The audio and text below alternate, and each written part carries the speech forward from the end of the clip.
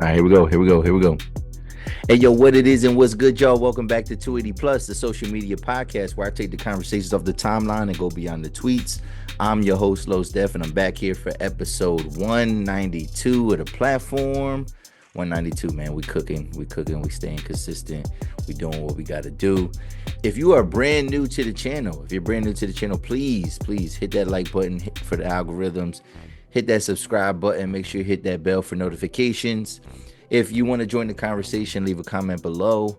If you know anybody that's interested in the content, please share the content with someone you know and you love, right? So, yes, man, we're back for another episode, and I'm excited. This past week has been a pretty good week. Mother's Day passed. I ended up going to a wedding. We're gonna talk about that in a second. NBA playoffs is still underway. Pretty much second round is pretty much done. Especially by the time this episode drops, that the second round should be completed altogether. And I'm gonna talk about why I am a bad picker, and why I'm not a sports bettor. So we're gonna talk about that a little bit. What else we got? We're gonna touch on the lottery, right? And remember that mock draft that we came up with just a couple weeks ago? Just ripped that to shreds. That's null and void. A lot of the picks, I think, are going to be kind of similar, but there's going to be some reshuffling of some people, and because certain teams don't need certain players anymore. And then we're going to talk, the Diddy trial is underway, so we're going to just touch on that a little bit because, there's a lot of things that's happening with that trial that we cannot really kind of talk about per community guidelines, so we're not going to risk it. And then we're going to talk a little bit about Tory Lanez, a couple of the things that he is kind of going on. He faced a little bit of a tragedy while he's in prison, but then possibly some new information has come out that may exonerate him overall. So let's get into it. But yeah, man, hopefully y'all enjoy the show. All right, so let's yeah, man, I had a good Mother's Day weekend. I know it's not for me, but it was a good time. Spending some time with my mom, spending some time with my son's mother, and just doing our thing. I mean, we end up going to a place where we live. Well, not where we live. It's actually where my mom lives, but in my home county, there's this place called Franklin Street Social, and it's like I think this is like a new thing that like other places have adopted, and it's a small. I've come from a small city, so trying to give like bigger city vibes to a smaller town. And where I live in Pennsylvania, a place called Lancaster, they have something similar already. And then my hometown, York, PA, they've built this, and it's in like a little borough in York, to where you wouldn't be able to find it on the map anywhere. So, but yeah, man, it's this like place where they have all these different like eateries, like all these different like I wouldn't say vendors, but like restaurants kind of it almost feels like a food court, so to speak. And then they have like a bar, and then they have just, it's a cool place. The Franklin Street Social is like two levels. It's actually smaller than what I thought it was gonna be. I thought it was gonna be a little bit larger than that. And so it was cool. It was cool. It did its job. But the place that I go to in Lancaster is called Southern Market, and it's bigger because it's a one floor. Well, it is actually it's two stories, but in terms of where the businesses are, it's one floor, and it's like an open floor plan, and it's pretty dope. It's a pretty dope experience going there. Dope experiences in both places, but I think it was a cool little spot to go to. Definitely want to spin the block on that place again. Other than that, this past weekend, I had some basketball games. I had probably my best games of this season because I'm in like a league. It's just Saturday morning league. You play two games every time you play. The first game I dropped 15 points. The second game I dropped 19 points. So that was my season high. 19 points is my season high now. And I was kind of balling out. The first game we lost in triple overtime. Triple overtime. Second game, we end up winning in overtime. So I played four overtime periods. overtime in this league is only 3 minutes, so I played extra 12 minutes of basketball on top of these two 20-minute halves. So I was gassed and um yeah, man, it's I don't want to sell none of my teammates out, but like I think, this week is the playoffs and we got to step it up. We got to play some better team ball. We got to play better defensively because that's where we kind of lacking. Our defenses need some work. So, but yeah, so all that right was happening in the morning, but then I had to get ready for to go to a wedding. So, oh, I had to get ready to go to a wedding, and so, oh man, beautiful wedding, man. My one of my boys, man, my good friend. I don't want to say, yeah, I don't like saying people's names on here, especially like they didn't ask to be part of the show. So one of my good friends from he's one of my good friends from high school, good friends from college. When I moved, not I said not good friends from college, good friends from the neighborhood, like good friends from childhood.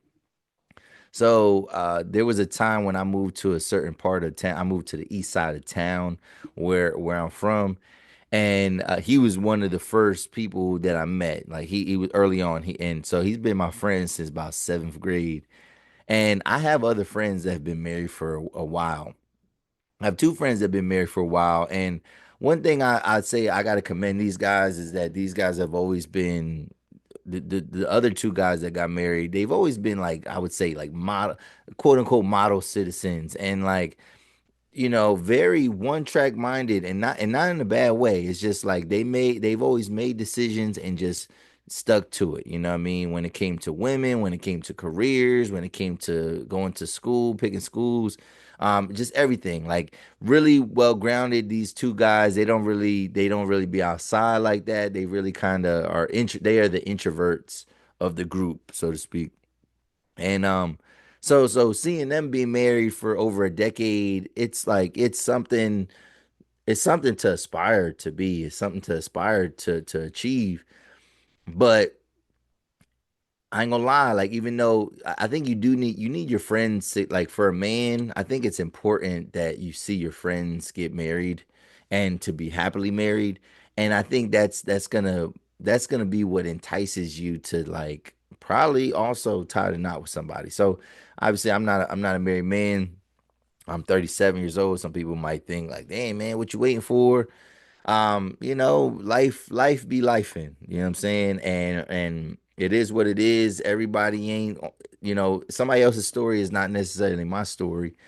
But like my friends that have been married for a long time, it just um even though it's something it's inspiring, it did not marriage didn't always feel attainable seeing those examples because in many ways, I'm not like those guys. You know what I'm saying? I might like everybody has flaws, but like when it comes to like, just dating and things like that, like I don't think anybody would look at those two guys as like flawed men. You know what I mean? I think they pretty much I mean, not to toot their horn, like not to gas them up too much, but like maybe like gold standard, like in terms of like, just everything, like commitment and faithfulness and being sure of what they want, right? Just having that conviction to make those decisions like that.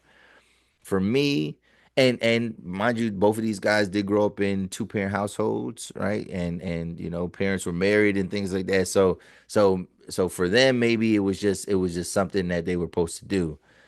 I don't come from that. I come from my dad married later in life and he wasn't married to my mom. So I grew up in like a in a broken family in a broken home and I just kind of had to navigate, relationships and I've seen bad examples of marriage. I've also seen good examples of marriage, but trying to make it make sense for me hasn't always been easy. Now, seeing my friend get married last Saturday, it was it was amazing because like one it was like all of our closest friends from childhood getting together and it was nothing but jokes, like nothing but jokes the entire night.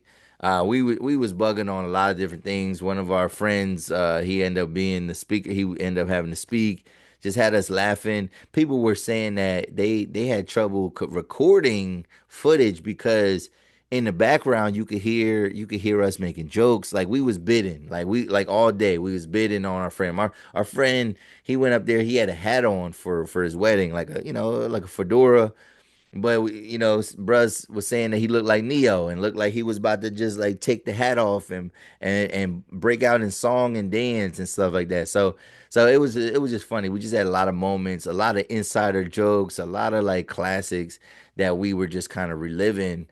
And seeing my boy get married though, it made it feel way more attainable because his story hasn't always been linear, you know what I mean? And when it comes to him and his relationship with his wife now, it hasn't always been a linear path, and I can relate to that. I can relate to that because I haven't had a relationship that was like a straight linear path, and maybe in some instances it's been a case of like some self-sabotage to where like I was kind of getting in my own way when it comes to some of these relationships.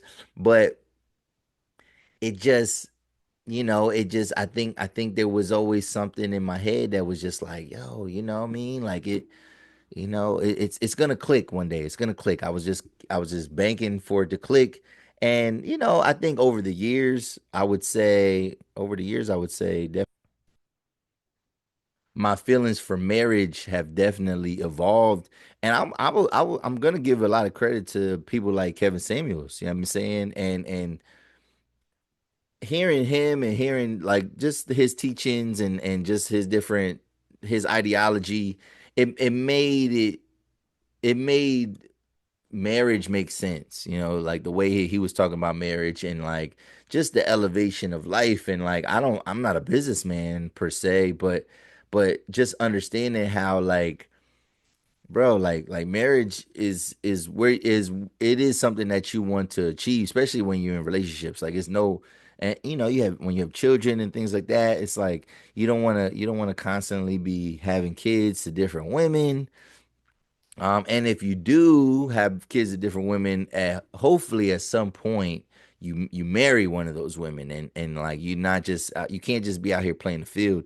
And it makes a big difference when it comes to like raising your family. Like we already know statistics show that, and it's about obviously. I think if somebody is somebody that you want to marry, or that you can be married to. But for guys though, it's just that like it has to become tangible because when it's just emotional and you get a little worried about that. You need it to be a little bit more tangible and logical. And like I said, seeing somebody that has kind of lived in some aspects lived a similar life that like me, it made me feel like no, like this is okay. No, it's okay. Like it's not. I think sometimes we make things harder than what they have to be, and we put too much weight on ourselves when we need to trust one another, especially when you're in a relationship. And man, like you didn't pick whoever you're with, you didn't pick them for no reason. You didn't decide to get into a relationship with them for no reason. So why not? And another thing my friend said is like, yo, especially in the black community, we are maybe haphazardly, but we're quick to have a kid to somebody. We're quick to get somebody pregnant, and knowing that being a parent is for life. And so you are tied, whether you're in a relationship or not, you are tied to that person for the rest of your life.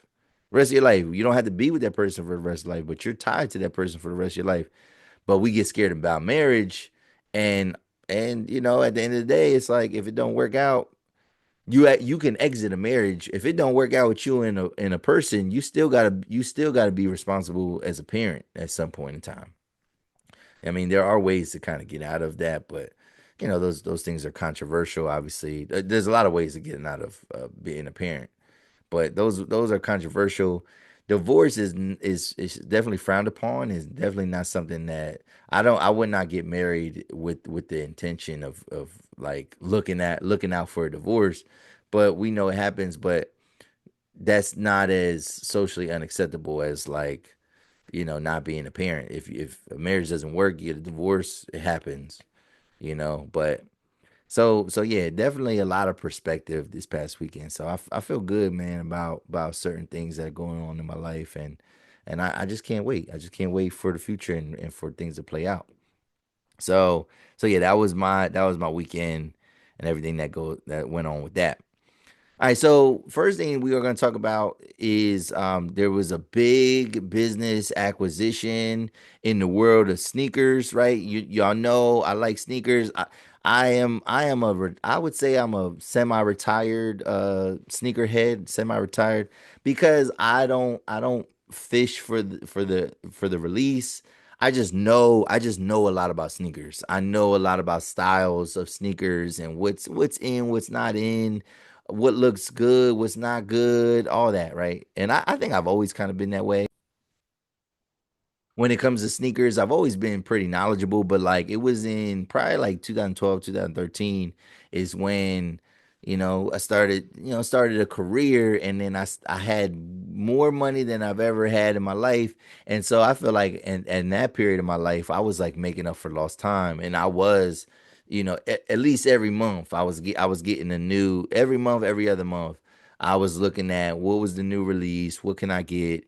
And I've had some heat over the years. I've had some really good shoes over the years, and obviously being around for that time period, I definitely missed. I mean, there was people been sneakerheads way before that.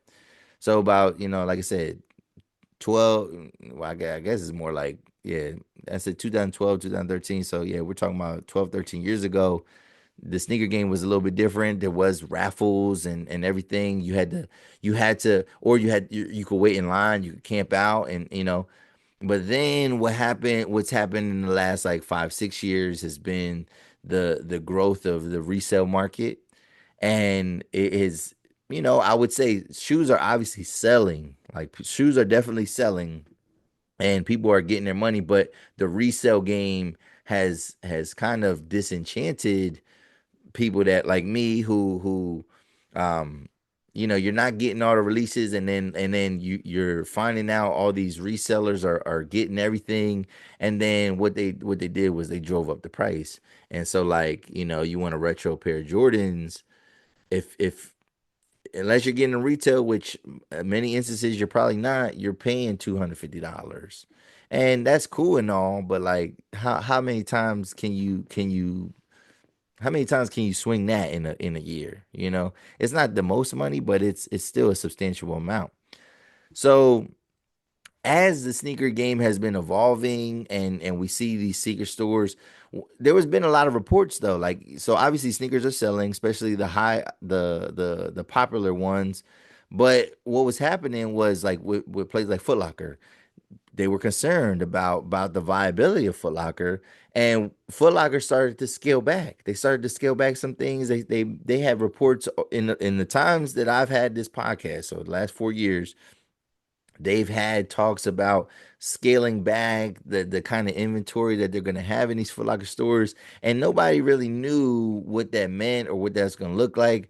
I live in a city where they have we have like a House of Hoops as well, so it's Foot Locker. We got Lady Foot Locker, Kids Foot Locker, and then there's the House of Hoops, which it just kind of, it's like that all encompassing.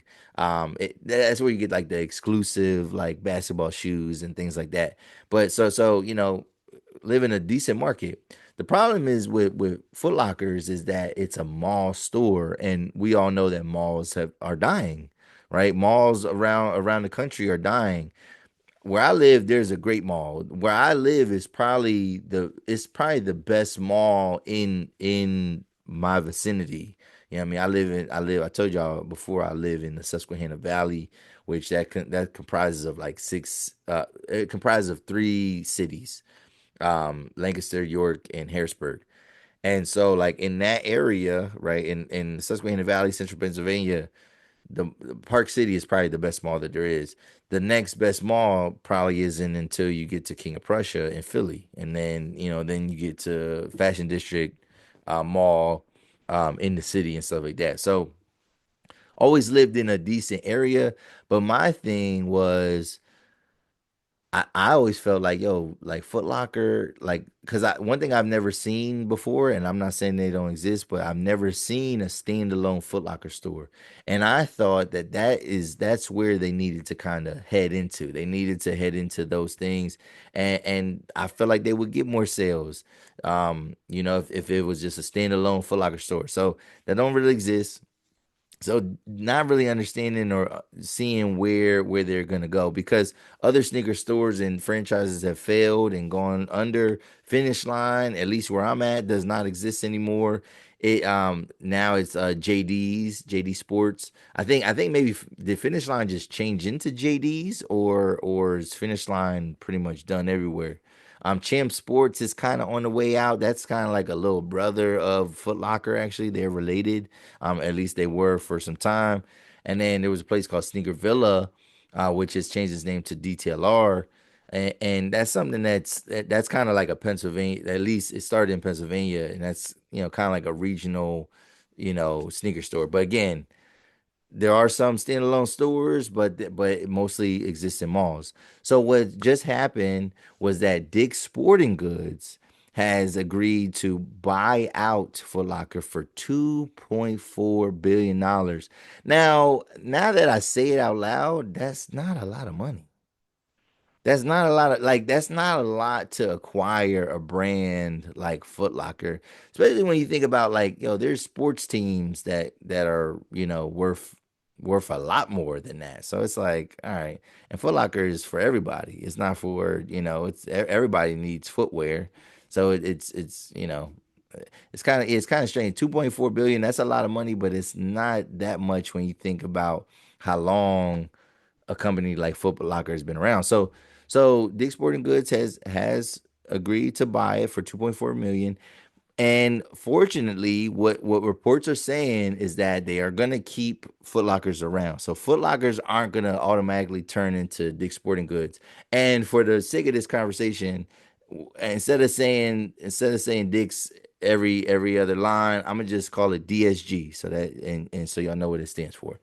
So DSG is gonna keep Foot Lockers around, so they're not gonna automatically go in the stores, and you're not gonna see DSG logos on everything. So part of the acquisition, one thing that they said was that it's going to give DSG now, like the benefit for DSG is that it gets them into more international markets. So when DSG first started, I didn't think it was like a big chain. I remember when one was built in my hometown when I was like a little kid, and they pretty much had like a monopoly on the sporting goods, and all the small sporting goods stores that would exist, they started to like go under and everything.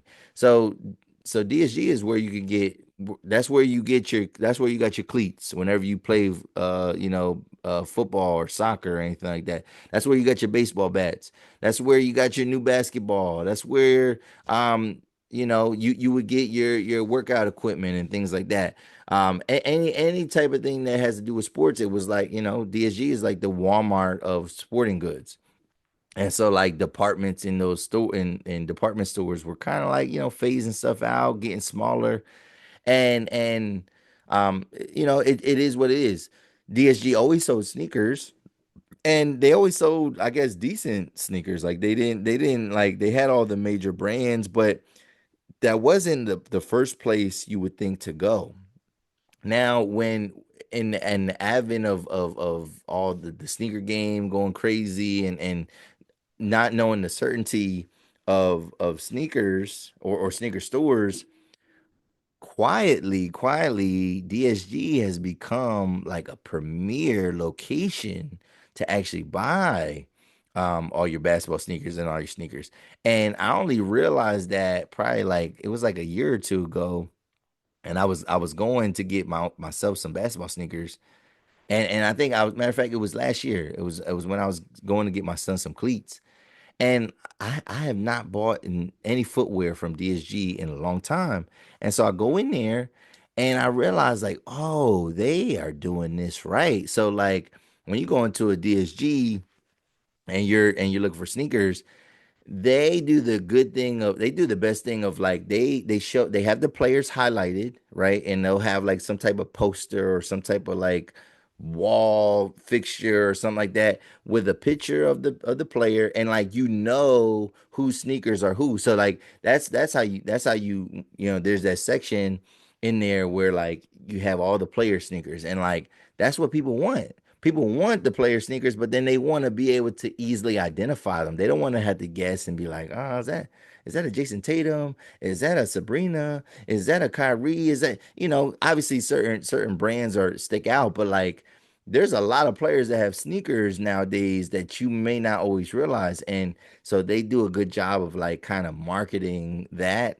And then what they do is they do a good job of having all the different sneakers of different sports, and so they market that well. And so like DSG low key has become a powerhouse. So it makes sense that they bought out Foot Locker because one, like I said, it gives them some cachet. One thing that I read was that it's because Foot Locker always had like exclusive ties to Nike, and all the other sneaker brands, and they would get stuff that like other places could not get. They would get exclusives that other places could not get. But now that DSG is in this world, they're gonna get some of that Foot Locker love, right? They're gonna get some of that Foot Locker love, and then Foot Locker is gonna benefit from a store that's not going anywhere because if you go to a lot of towns, that's the name of the game. Like that is the brand, that is the sporting goods store that you're gonna go to. If your city has a sporting goods store, it's probably a DSG. Like most likely, right? By and large, it's probably a DSG. So it's a good thing because now Foot Lockers can stay alive, and you won't see them.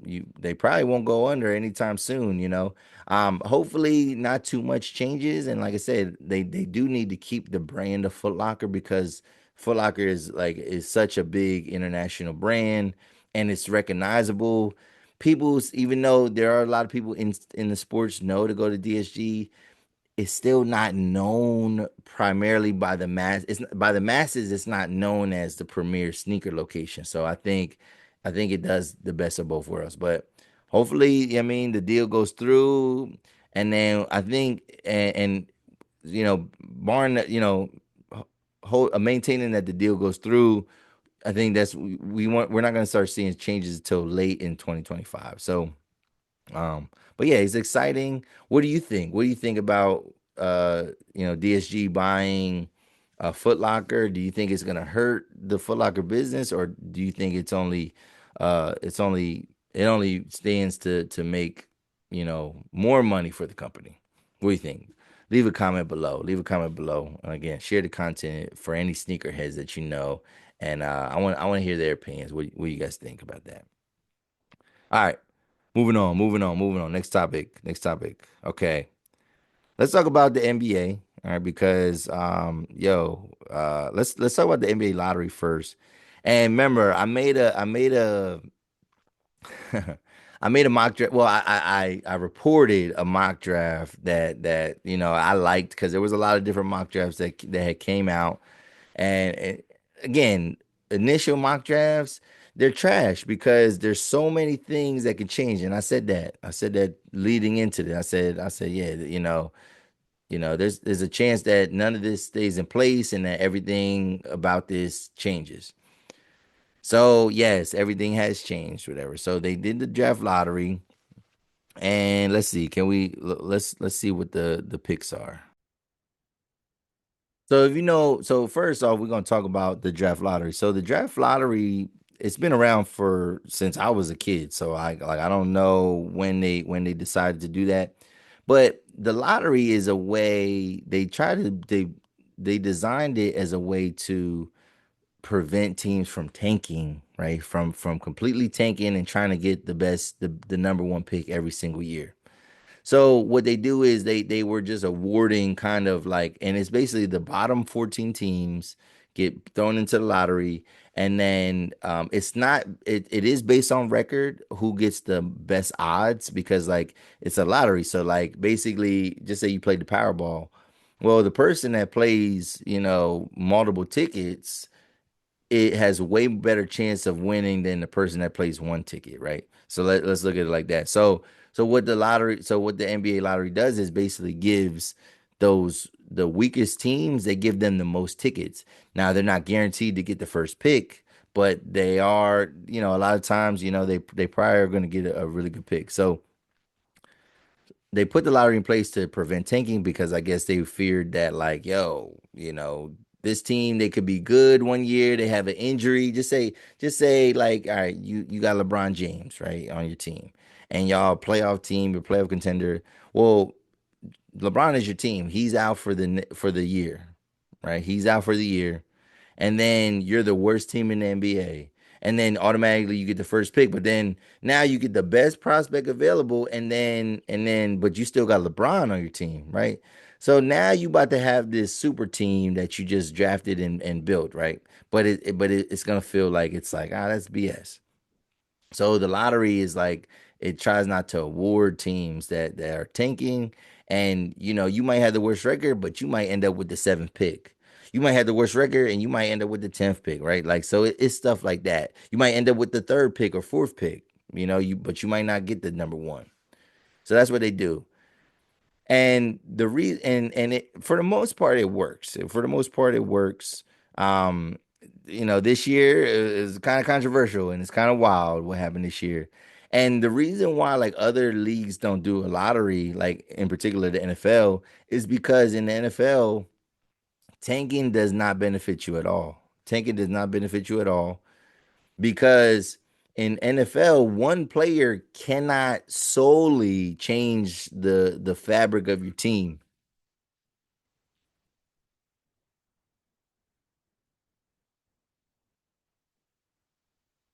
Let me pause this real quick.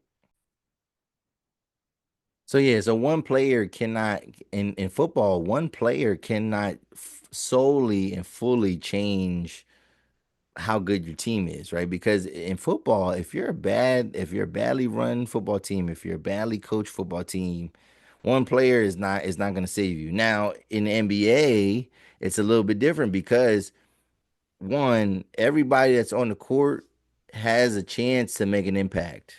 So one player can change. And also too, if we're talking about a roster of 53 versus a roster of 12 to 15, yes, one player can make a difference on in amongst 12 to 15 guys. One player is not making a difference, especially when you only play one side of the ball, you don't play offense and defense. One player can't make a sole difference in the NFL. So there's no such thing as tanking in the NFL, and it doesn't benefit you. So that's why the NFL doesn't have a lottery because yeah, like you would get teams that are actually half decent that are getting some of the best players and that, like the best players, and that wouldn't be wise. All right. So yeah, so that's why the lottery's in place in the first place.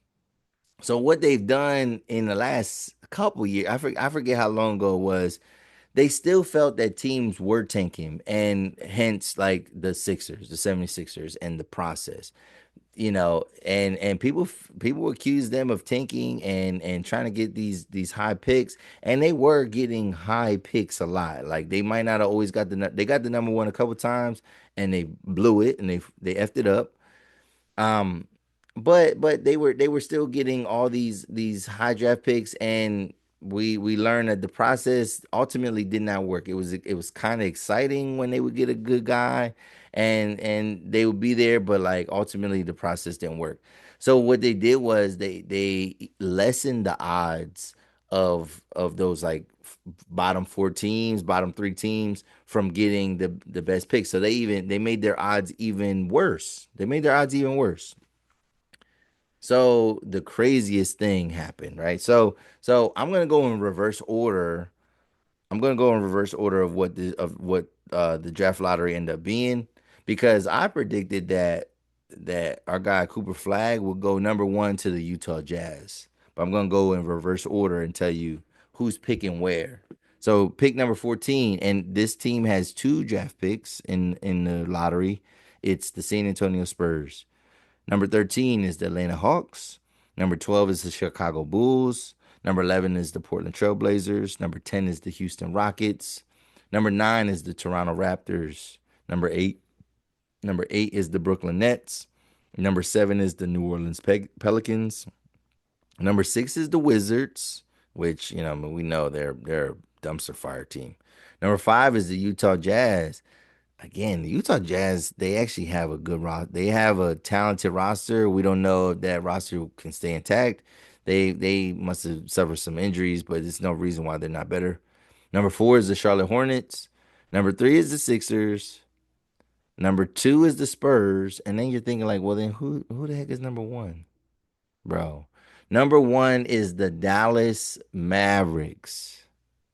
The Dallas Mavericks had a 1.8% chance to get the number 1 pick. So it's blowing everybody's mind that they got the number 1 pick because they had one of the worst odds that you could to get the number 1 pick. Now, Everybody knows, everybody knows who's going number 1, and it's gonna be Cooper Flag. So now when we look at this Luka trade, we look at that Luka trade, and it was, on the Maverick side because they didn't have any success, and because Anthony Davis ended up getting hurt. We look at them and we're like, yo, that was the dumbest trade that you could do. You traded your generational talent, your franchise player, and Luka Doncic. You got Anthony Davis and you got a first round draft pick. Like, what is that gonna do for you? Like that's not gonna do anything. It's not gonna do anything. Well, what did it do? End up getting them Cooper, like, because yeah, he's going to them. So they end up getting them Cooper Flag, and so now the Mavericks got a nice core, man. You talking about even though Kyrie got injured, but Kyrie should be back. So you're gonna have Kyrie, you're gonna have Anthony Davis, you're gonna have Cooper Flag, you're gonna have Klay Thompson, right? And then you got what, PJ Washington, you got those centers that they have in Gaffney and Derek Lively. And again, there's probably gonna be some moving pieces, but like, wow, like what a turn of events. Like, so now the Luka trade ain't looking as crazy, especially because one, it's gonna help like from a marketing aspect. That's an amazing pick, right? That's gonna do wonders for their team. But like if he's as good as a lot of people expect him to be, it's not gonna be that big of a deal that they lost Luca. Now Luca is a different type of player. Like Luca's definitely more of a ball handler, a little more flashy.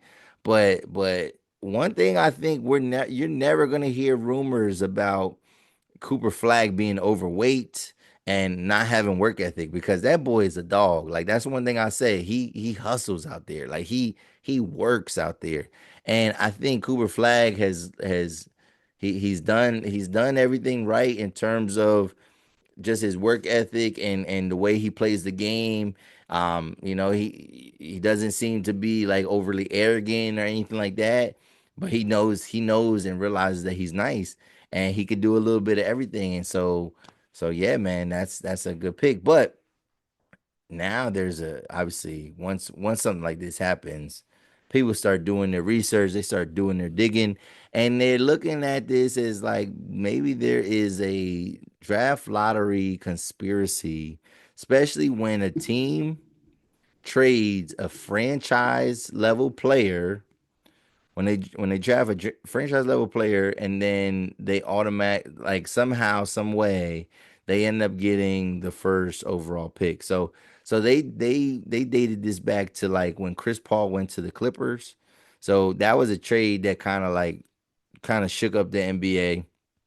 And with that trade, the clip like the Pelicans at the time, they end up getting the number 1 pick, and they end up turning into Anthony Davis, right? So then I think then when Anthony Davis got traded, right? And so that was another draft pick that kind of shook up the NBA. the New Orleans Pelicans was like they feel like they got awarded the number one pick and they got Zion Williamson. Then they look at when DeJounte Murray was traded from the Spurs. Now I don't know if DeJounte Murray is what we call franchise level, but when he got traded, who did they end up picking? Victor Wembanyama, right? I think there might be a couple other players that this applies to as well. It applies to LeBron. When he left well, that's the thing. The only thing is with the LeBron argument is that LeBron wasn't traded to the Miami Heat. LeBron signed with the Miami Heat, but they end up getting Kyrie Irving out of that. So, and then he ended up going back. So, man, I don't know, man. I don't know. I don't know. It's maybe there's something there, but like it is hard. It is kind of far fetched to believe that like that they got the number one pick. And again, Nico Harrison is probably just like he's probably just dumbfounded and shocked. He's probably like, he's probably not celebrating too much yet. I think it's probably for him it's probably a little bit too hard to believe. But yeah, man, you got the number one pick, bro. You got the number one pick. So okay. I got a message. I gotta make sure I deliver something. So anyway, let's move on. Let's move on. Let's move on. But what do you think? What do you think? Do you think there's some conspiracy going on? Are you excited about the Mavericks having the number one pick? What do you think? What do you think is gonna happen? So let's move on. So NBA playoffs. Yo, so I ain't gonna lie, man. Anytime I record myself making picks, because this is the only evidence that I have of making any type of NBA pick, right? Any type of sports pick. This is the only evidence that I have of it. Because I can't say like, oh, yo, I definitely predicted this. I definitely predicted this. Man, if somebody did a track record of my picks in playoffs and stuff like that, I'd have a bad record and I'd be a losing better. That's one of the reasons why I'm not a sports better. I think another reason I don't have a favorite NBA team. So I think I watch basketball in a little bit different light now. Some people might think like, oh, you don't have a team, you don't have that bias. But I think when you have a team though, you're a little bit more entrenched and you play a little bit closer attention to the league. And so since I don't have a team per se, I like a lot of different teams and what they're doing. I want to see good basketball at the end of the day. Since I don't have a team, maybe I'm not always uh paying close attention to what everybody got going on. So my second round has been obliterated. So I predicted, and this was all off of feeling, and this was when I predicted this, Steph Curry was not hurt. Steph Curry was not hurt yet. So I predicted that the Warriors would beat the Timberwolves. Warriors down in five, right? And yes, they did get that game one win. They kind of stole that game. It was like kind of like fool's gold a little bit. Curry did play part of that game until he got hurt, but then obviously the Warriors were able to win it. They made some games competitive and made them feel like, oh, Jimmy Butler is the answer, and I was about to swallow my words about that Jimmy Butler trade a little bit, but no, down in five. The Timberwolves just way too much firepower. They're way bigger than the Warriors. Have no size. The Warriors have no size. I don't know why they've never drafted. I guess it don't fit their style, but they never drafted or developed a solid big man. They running that small ball, man. Like, and that only goes so far. So Warriors down in five. Man, 40-20 rule looking a little crazy. The only teams that were 40-20, right? 40 games won before you lose 20. Only three teams, OKC, Boston, and the Cavaliers. So the Cavaliers, I have faith in them, man. I seen them live. I did see them lose live, but they got a good team, man. They have a really, really good team. I thought, getting DeAndre Hunter, that was the piece that they needed. Well, you know what I mean? Having Garland out a couple games in that series, having Mobley go down, having DeAndre Hunter get hurt in some of these games, it did not bode well. Now, Spider went crazy in this series. Like he had 48-point games. He had almost 50-point games. But they just the Pacers are scrappy, man. The Pacers are definitely underrated. Pacers are underrated, and they got a lot of good pieces, man. They got a lot of grit. But I think they got one of the best coaches in the NBA. Rick Carlisle is one of the best coaches in the NBA. Like he is a guy that can take a talent that don't look that great and make them play to their elite potential. And so the Pacers win in 5 games. So those two series, right? Got one East, one West are done. But yeah, I predicted that one wrong. I thought that the Cavaliers were winning like 6 or 7 games. Celtics, Knicks, man, the Knicks they definitely came out firing and they surprised a lot of people, winning the first 2 games. Then Boston wins game 3, so you're feeling like, okay, yeah, this is I mean, this is what's gonna happen. You know what I mean? Boston's gonna get it together. Game 4 happens, right? Game 4 happens, and Jason Tatum gets hurt at the end of the game, and he lost.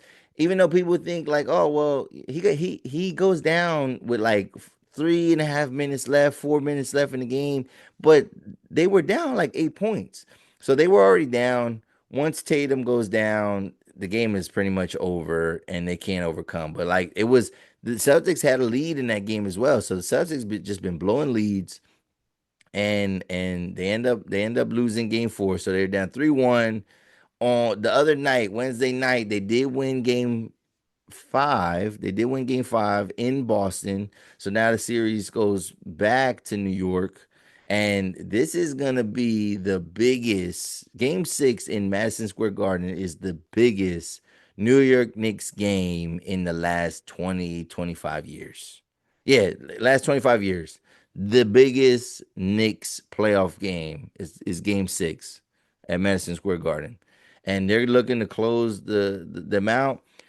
The Celtics were able to win without Tatum, and that's my thing. A lot of people hate on Jason Tatum. They be like, "Oh, he's not that good. He's soft and things like that." And I was watching the game, and the Knicks, it was going back and forth, and I was thinking like, "Yo, if Tatum is so bad, they better win this game. They better shut people up, and they better win this game."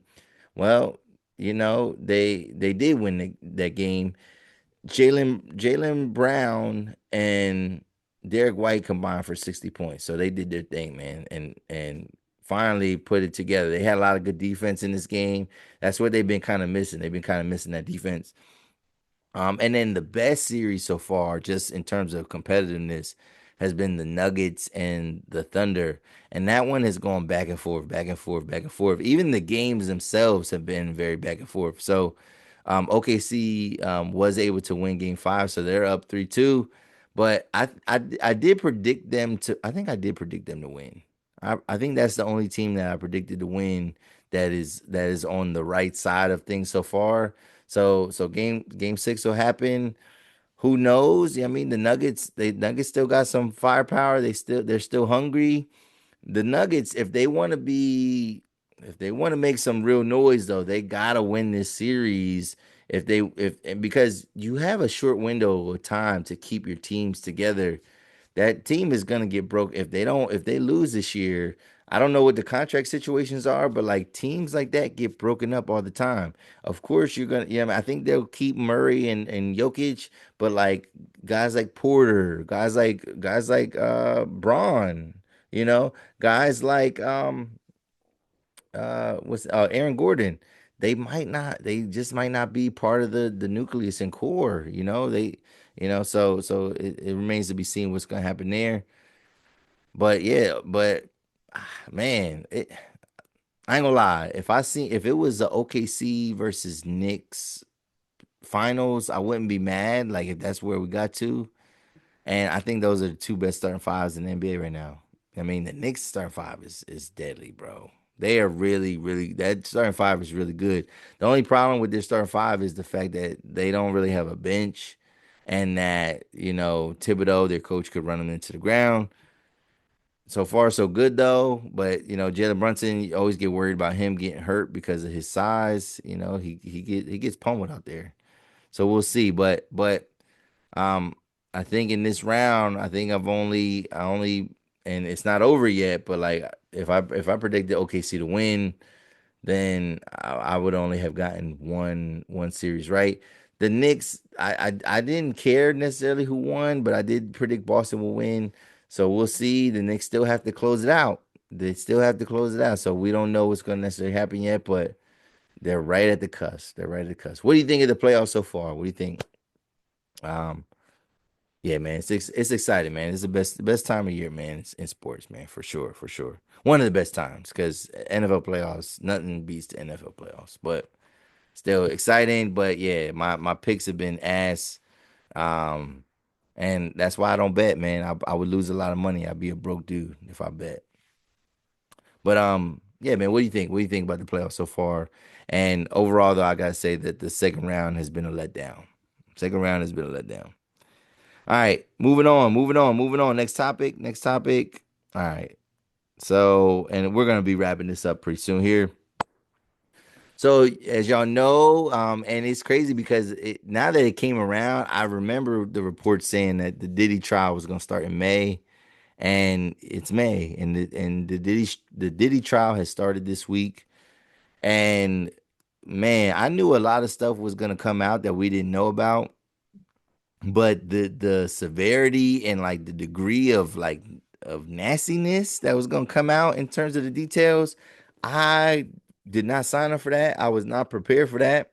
Most of the things that have come out, we cannot talk about those things explicitly on on camera, on YouTube, all that good stuff. Like we cannot talk about this type of stuff on social media. But one thing that did come out is that with Cassie, apparently Cassie and Diddy, they just got some wild proclivities, and one of those things have to do with like I would say having an alternative form of shower. That's all I'll say, and like being into it, and again, I'm not a kink shamer. I'm not a kink shamer per se. You know what I mean? I'm not into that. Like, I'm not gonna if it's private, I don't know, so I don't care. You know what I mean? But it's like when it's out there, then that's when we get to judging a little bit, and it gets a little. I don't know where this case is gonna go, but one of the things that just probably is the biggest narrative that has to probably stop, and that's something that we just gotta address as a community is this fact that um people are looking at Cassie and they keep questioning why didn't she leave? Why didn't she leave? Well, this is the real definition of a trauma bond, right? Is when an abuser or it's when a victim falls in love or forges a relationship, right, romantic or otherwise, with their abuser. So that's what trauma bonding is. It's not like two people having shared experiences and then trying to experience something new together. No, it is when a victim grows a relationship with their abuser. So for anyone asking why didn't she leave? Why didn't she leave? Well, we know exactly why she didn't leave, man. Because this woman, because that's what happens. That's what Stockholm syndrome is. Um, Cassidy was young and impressionable, man. I'm not gonna sit here and say like, oh, she should have left, she should have did this, she should have did that. Because one, I wasn't in that position. And another thing I'm not gonna say, the reason I'm not gonna speak on her, being able and having the strength to leave is because I'm a man. And not saying that men can't speak on that, but like for us men, we cannot fathom this because in many instances we would not be the victims in these circumstances. We would be able to leave, and it would be no problem. We would be able to fight back and it probably wouldn't be an issue. But this is a woman who, yeah, he had her career in the palm of her hands. There might have been times where some of this stuff felt consensual or some of this stuff was consensual. Like she might have learned to love to do some of these different type of things. She might have even worried about losing her position, and she might have even become jealous of other women. But that's just how it is. That's the name of the game. I did hear some rumors that she might have met her current husband, at one of those freak offs, right? And that kind of is disturbing to me. But yeah, man, this is a man. I can't even like again. We could talk about it a little bit.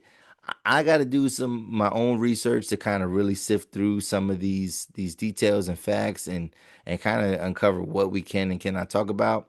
I think a lot of people are wondering too that like can a Rico be can a Rico case actually be convicted like in this instance? Like can they prove Rico? Because we can prove a lot of things. A lot of things have been on camera, although probably those things on camera probably are out the statute of limitations. But we know that Diddy is guilty of certain things. Can they prove that it's some big, large enterprise? I'm not too sure. I'm not too sure they are going to be able to do that. But like I said, it remains to be seen, and we'll keep you updated as we learn more information. We'll keep you updated with what's going on. But one of the other things though about this case is that obviously his daughters have been in have been in the courtroom. At least they were the first day. And once some details about the relations, the intercourse between Cassie and Diddy and all these other people, that's when the young ladies had to exit the courtroom, like probably that their own volition. They probably just like said, we can't deal with it because yeah, some wild stuff was coming out, stuff that's not appropriate for them to probably hear, or accept, or even try to reconcile in their heads about their father. You know what I mean? Because at the end of the day, yes, he probably is a bad man, but he probably was not a bad person to his own family. So I don't know, man. I don't. Again, I'm not. We'll see. We'll see what can be proven, but we'll definitely keep you updated as we learn more. And then last topic, last thing. I don't know if y'all heard about Tory Lanez, man, but Tory Lanez got poked up in the pokey, man. So yeah, man, over the weekend, over last weekend, there were reports that Tory Lanez was in critical condition because he was poked up 14 different times from another inmate, an inmate that is serving life without the possibility of parole, an inmate that has a murder conviction, right? So definitely not somebody that you want to be dealing with. There are a lot of people that saying that, oh, it's some conspiracy because prior to him being stabbed, and I believe this is the timeline, but prior to him being poked up, there was a bodyguard, a former bodyguard of Kelsey, whatever, I don't know her name, but Meg Thee Stallion's friend has come forward and saying that he overheard Kelsey having a conversation where she admitted that she was the one who fired the shots at Megan Thee Stallion. Now, just going off of that alone, I don't, and everybody's like, yup, nope, nope, it's proof, it's proof, sealed shut, delivered, you know what I mean, signed, sealed, delivered. This particular bodyguard wasn't the bodyguard that was there, right? The bodyguard that disappeared. This wasn't that bodyguard. So that's one thing that we gotta make sure that we understand the information. This is not the bodyguard that disappeared. Secondly, this is something that this man overheard her saying, and he said within his good conscience he couldn't let this go on. That's in the court of law, that's what you call hearsay, because like unless it was recorded, unless there's other things that corroborate that, it's gonna be hard to say like, oh, yo, after the fact, several years after the fact. This is mad old. Like this is what we started the podcast. This is like 2020, 2019, right? So after the fact, all these years later, because remember the trial took a while to even get started, and Tory, been booked for quite a bit now. So after all this time, one, when did he overhear it? Was it right after, or was it like years after? And like, what did you overhear? Was it a two-way conversation? But apparently, they're saying that the girl she shot like a couple times. Tory Lanez tried to get the gun out of her hand or smack it down, and then that's when two other shots got fired. possibly one of those hit Meg. I don't even know. Again, that was a case that I didn't really dig into because I just yeah, I don't even like Megan Thee Stallion for real. So, and Tory Lane's not a fan of his, so like it's just something that I know everybody's like seething, and they want the truth and they want to free him. Like if he didn't do it, free him. If he didn't do it, free him. If he did do it, if he did do it, then keep him where he's at. If he can't prove that he did not do it, then that's just the name of the game. I'm not saying, that's justice or what, but I'm just saying that's just kind of how it goes if you can't prove it. But back to him getting poked up, people are saying that, oh, now that information has come out, which is at this point is not necessarily information. It's at this point it's hearsay. It's not necessarily evidence, it's hearsay. But since that information has come out, people are saying that like, oh, this was like a hit by Rock Nation, and Rock Nation is trying to set him up and trying to silence Tory Lanez. Now, here's another perspective. So this is the only video I'm gonna share with y'all today. And this is somebody, again, this is all hearsay. I do not know if this is true or not either. I don't know this, but there's a man that apparently got some ties to prison that he feels like this is what actually happened with that guy, because some people are saying, even Tory Lanez's attorney said that he was attacked unprovoked. Well, there's some people that are saying like, no, definitely wasn't unprovoked. So we're gonna learn a little bit today um, why, allegedly why Tory Lanez got poked in jail, man. Let's see. Here we go. So this is just a general page called My Mixtapes. It always got some wild stuff, but here we go.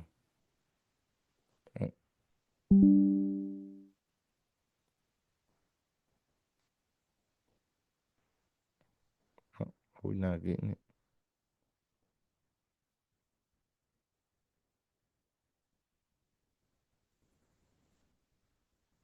Ah, come on.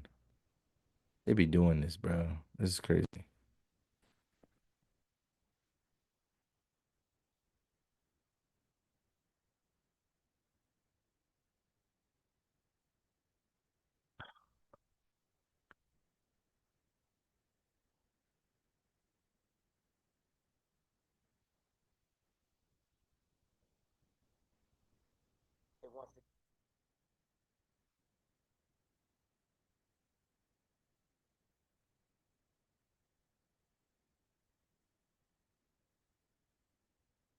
All right, let's see if it works here. Let's take a look. Again, I got to hit you guys with some crazy information.